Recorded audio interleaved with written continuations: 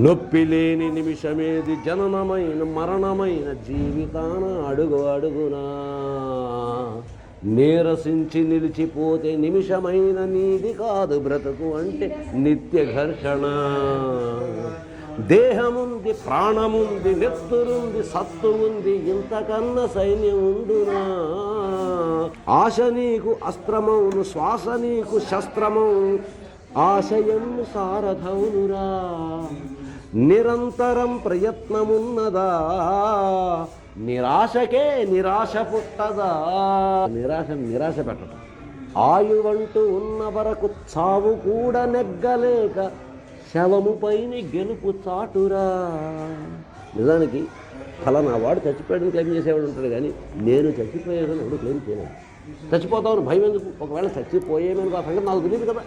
నాకు తెలియదు దాని గురించి నాకెందుకు?